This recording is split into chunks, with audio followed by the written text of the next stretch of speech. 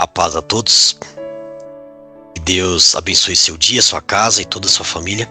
Em nome de Jesus. Amém. Amados, sejam bem-vindos ao Ministério das Cartas para Deus. Nós estamos continuando a série aí das 7 chaves da liderança cristã. Hoje falaremos sobre a 5ª chave. Até aqui nós temos falado sobre a primeira chave, que é a justiça. Jesus veio a este mundo para nos ensinar a caminhar com justiça, e que para ter justiça precisamos de fatos.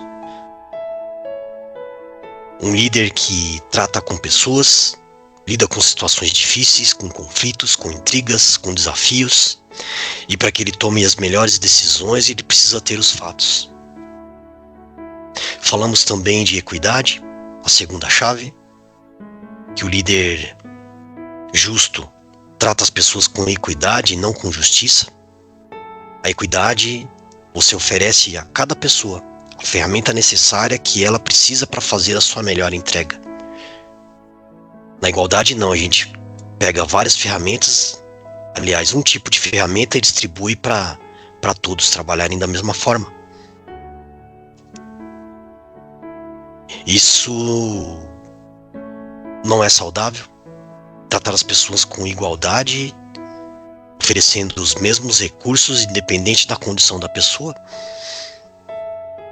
isso não é saudável. Mas quando trabalhamos com equidade, quando oferecemos recursos específicos, diferenciados para cada pessoa, elas farão as melhores entregas. Falamos de satisfação também. Jesus trouxe satisfação por onde ele passou, trouxe indignação daqueles que não concordavam com a visão dele, não concordavam com o que ele estava fazendo. Mas ele curou, libertou, alimentou uma grande população que o seguia. Quando nada havia ali para comer, ele trouxe satisfação. E como um líder pode trazer satisfação para sua equipe? Sendo justo, tratando as pessoas com equidade, tendo visão, objetivos claros, como foi falado também na parte de satisfação, dando utilidade para o que essas pessoas fazem, dando utilidade ali para os objetivos que elas o lugar que você está necessita alcançar. E hoje falaremos da 5ª chave. Esta é a 5ª chave. Um líder que dá segurança. Seja um líder que dá segurança para sua equipe. Aqui, a palavra do Senhor que me deu base para falar sobre isso está aqui no livro de Atos, no seu capítulo 2, os versículos do 1 ao 4, a palavra do Senhor que vai dizer assim: E cumprindo-se o dia de Pentecostes, estavam todos concordantemente no mesmo lugar, e de repente veio do céu um som, como um vento veemente e impetuoso, e encheu toda a casa em que estavam assentados, e foram vistas por línguas repartidas como que de fogo, as quais pousavam sobre cada um deles, e todos foram cheios do Espírito Santo, e começaram a falar noutras línguas, conforme o Espírito Santo lhes concedia que falassem. Aqui nós vemos a parte final da caminhada de Jesus ali com os apóstolos e com aqueles que o seguiam. Mais de 500 pessoas viram Jesus após a sua ressurreição. Mas só 120 estavam ali posicionadas nesse fenômeno aqui de Pentecostes. E algo sobrenatural aconteceu ali. Aqui eles receberam apenas o Espírito Santo, que não é pouca coisa, né? Receber o Espírito Santo, mas aqui eles receberam algo que já teve todo um preparo, teve toda uma caminhada até chegar nesse ponto aqui. Tudo que estava lá em Isaías, principalmente no seu capítulo 53, que fala da vinda daquele que sofreria por nós, pagaria pelas nossas iniquidades, pelos nossos pecados. até aqui, no dia de Pentecostes, onde aquelas 120 pessoas reunidas receberam o Espírito Santo. E aqui era a segurança que eles precisavam, além de já terem visto o Cristo ressurreto, para começar uma nova caminhada, uma nova jornada de levar o Evangelho de Jesus Cristo por onde eles passassem.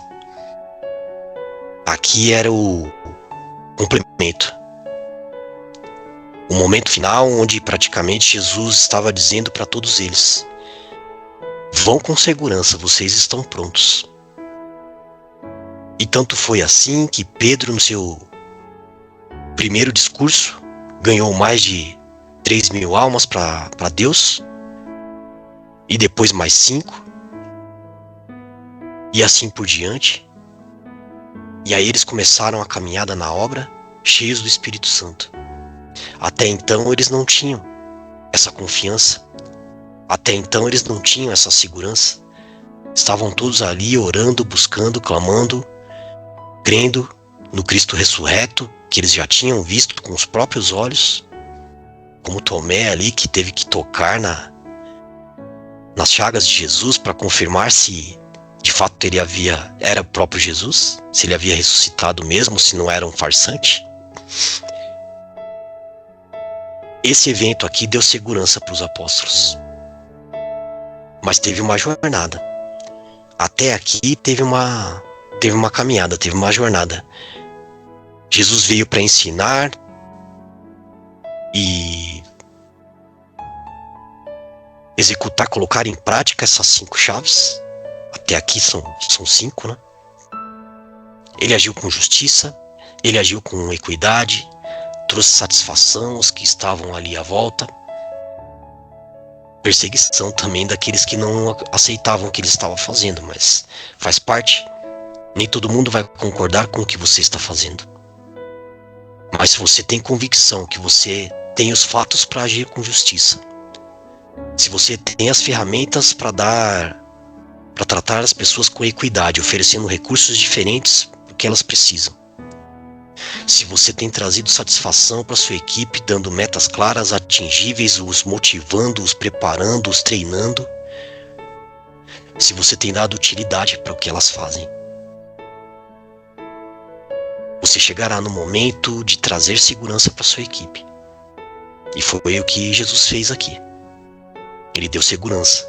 Durante a jornada dele, os apóstolos não eram apóstolos, eles eram discípulos, estavam aprendendo. Tanto é que Jesus nunca deixava eles saírem sozinhos. Eles sempre saíam de 2 em 2 para levar o Evangelho. Jesus os orientava também para não conversar com pessoas que não eram judeus, porque eles ainda não estavam preparados para lidar com quem nem conhecia a palavra de Deus, para quem tinha fé em outras coisas, em ídolos pagãos. Durante um bom tempo da sua caminhada por esta terra, ele não permitiu que os discípulos até então levassem sozinhos o Evangelho para essas pessoas. Houve situações onde haviam manifestações que não vinham de Deus e aqueles discípulos não sabiam como lidar com aquilo. Então vinha Jesus e mostrava: olha, essas manifestações só são expulsas com jejum e oração. Ele foi aos poucos ensinando, dando alguma segurança para que eles fizessem coisas sozinhos, apesar de irem de 2 em 2, para que eles não se perdessem no caminho. Por que será que Jesus mandava que os discípulos fossem de 2 em 2? Exatamente para isso, para que eles não se perdessem no caminho, não fossem pegos de surpresa por alguém malicioso, alguém muito inteligente, não sábio, mas inteligente, malicioso e maldoso, e de repente os pegassem de surpresa com questionamentos que talvez eles não soubessem responder, mas em dois, um ajudaria o outro. Como o próprio Jesus revela que não é bom que estejamos sós. Ninguém pode fazer nada sozinho. Ainda que você tenha uma atividade que é só você, o seu trabalho é individual, mas você precisa de algum apoio, sempre precisa ter alguém perto. Ninguém faz nada sozinho. E quando você tem alguém do seu lado, que você confia, essa pessoa te dá segurança para você seguir na caminhada. Foi o que Jesus ensinou. Ele mostrou na prática tudo que ele ensinou. Por isso que ele foi enviado a esta terra.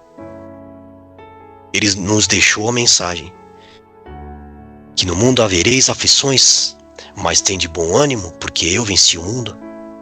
E aí você pode falar, mas Jesus é Deus, ele venceria o mundo de qualquer forma. Mas ele veio a esse mundo como uma pessoa de carne e osso, como você e eu, tinha o poder de Deus, mas não usou esse poder para ele. Ele usou para curar, para abençoar, para libertar, para ensinar, mas não usou para ele mesmo. Tudo que ele passou como uma pessoa de carne e osso, como você e eu. E muitas vezes nós, como líderes, temos dificuldade de levar segurança para as nossas equipes. Nós temos sido líderes que dão segurança para as nossas equipes. Temos apoiado o trabalho deles. Para você apoiar um trabalho de um liderado, você precisa ter certeza de que ele está fazendo as coisas corretas. Não tem como um líder que diz que dá segurança para sua equipe não estar perto dela. É preciso estar perto, verificar o que eles estão fazendo, não como um auditor, que existem as auditorias com propósito de verificar se o que está acontecendo está feito da forma correta, seguindo as diretrizes. Isso também é bom, é necessário. Mas a função do líder é acompanhar para motivar aquelas pessoas, identificar algum desvio, identificar oportunidades. E você vai se surpreender quando você fizer isso. Porque muitas vezes os seus próprios liderados vão identificar as dificuldades e eles vão levar para você. Eles têm segurança em que eles estão levando para um líder que vai ajudá-los. Isso é dar confiança pro líder. Mas eu não vou na área porque eles vão começar a me pedir um monte de coisa que eu não tenho condições de entregar. Faz parte. Faz parte, de repente, você trabalha num lugar que não tem todos os recursos, ainda que tenha, ainda que trabalhe num lugar que tem todos os recursos. Vai chegar um momento que nem tudo vai estar disponível na hora que as pessoas pedem, e isso faz parte. Nem na nossa casa é dessa forma. Na nossa casa nós não temos todos os recursos que precisamos. E aí o que a gente faz? Na casa, na igreja, no trabalho, no esporte, na escola, no comércio, na indústria. Nem sempre teremos todos os recursos. Mas o que faremos com os recursos que temos? Volto a dizer essa frase, eu gosto bastante dessa frase. Faça o melhor que você puder, nas condições que você tem, para quando tiver condições melhores, fazer melhor ainda. E ali, ao invés de você, não vou na área, não quero conversar com as pessoas, porque elas vão começar a me cobrar coisas que eu não tenho condições de oferecer. Vai, por exemplo, alguém no meio religioso, vai conversar com um morador de rua, vai conversar com alguém pelo WhatsApp, não sei. E a pessoa precisa de ajuda, precisa de dinheiro e você não tem. Só por isso você não vai conversar com essa pessoa. Os apóstolos andaram levando o evangelho e muitas vezes eles não tinham recursos financeiros. E eles declaravam isso, eles falavam isso. Não temos ouro e prata, mas o que temos aqui é a nossa oração. Podemos orar por você. Faça o melhor que você tem nas condições que você tem. Muitas vezes não temos recursos para ajudar a todos e a gente fica se punindo, se culpando. Eu gostaria muito de ajudar, mas não tenho como. E faz parte. Faz parte, porque as pessoas também precisam entender que se o recurso financeiro resolvesse todos os problemas delas, elas não estariam com problemas. Elas não teriam problemas. Já parou para pensar que uma pessoa recebe algum dinheiro de alguma forma, não tem a sabedoria ali para utilizá-lo da forma correta? Os recursos se vão e daqui a pouco ela está precisando de novo porque não teve sabedoria para usar aquilo da forma correta?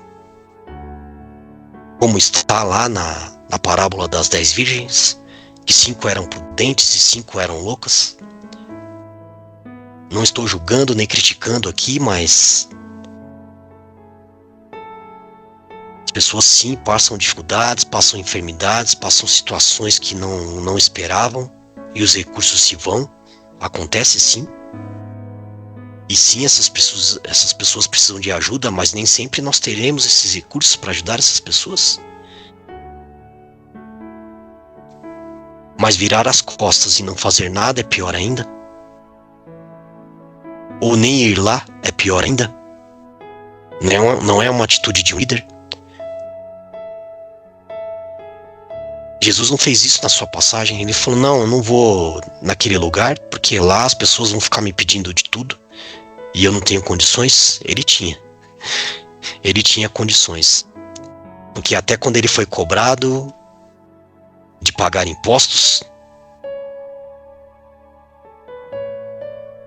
ele pagou. Vá procurar sobre isso, eu não vou falar sobre isso se você ficou curioso, mas Jesus pagou seus impostos. Eu não vou comentar aqui. Ficou curioso? Busque. Estou dando o caminho, hein? Tá na palavra de Deus. Então é isso, seja um líder que traz segurança para sua equipe. Seja um líder que atua lado a lado com a sua equipe, esteja presente. O que você não souber, que nós não somos os donos da verdade, muitas vezes seremos pegos por situações que o líder não sabe o que fazer de fato. E aí você comunica o seu liderado, olha, eu não sei te dar essa resposta agora. Você pode aguardar um pouco, eu vou verificar o que pode ser feito. Até orar para Deus, né? Principalmente, esse é o principal. Vou orar para Deus, para ver o que Deus coloca no meu coração. E de repente, você está numa empresa onde as decisões precisam ser tomadas com uma velocidade grande. Mas não tome decisões se você não tem fatos. Não tome decisões se você não tem os dados corretos para não cometer erros. Que todo erro cometido, independente do lugar, tem as suas consequências. Se um líder de uma empresa comete um erro, prejudica o resultado, prejudica a equipe. De um comércio, de uma indústria. Se um líder de uma igreja comete um erro, ele pode prejudicar todas as pessoas que são liderados dele. Um pastor, um presbítero, um padre, um evangelista, um diácono.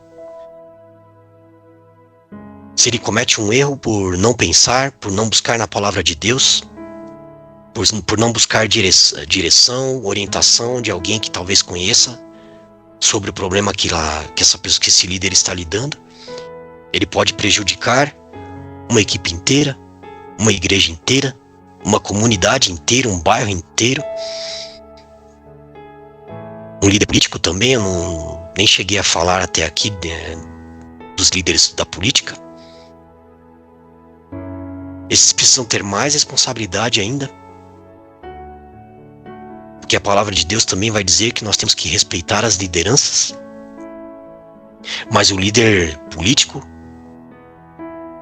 que lidar com grandes populações, e se você é um deles e está me ouvindo, precisa precisa seguir todos esses passos se você quer ser um líder político diferenciado, uma pessoa notável, reconhecida pelo seu público, como alguém justo, como alguém que pratica a equidade por onde você passa, como alguém que dá satisfação aos seus eleitores, como alguém que dá utilidade para o que está fazendo, utilidade para a sua equipe, porque você vai liderar uma equipe dentro da gestão pública, dentro da gestão governamental.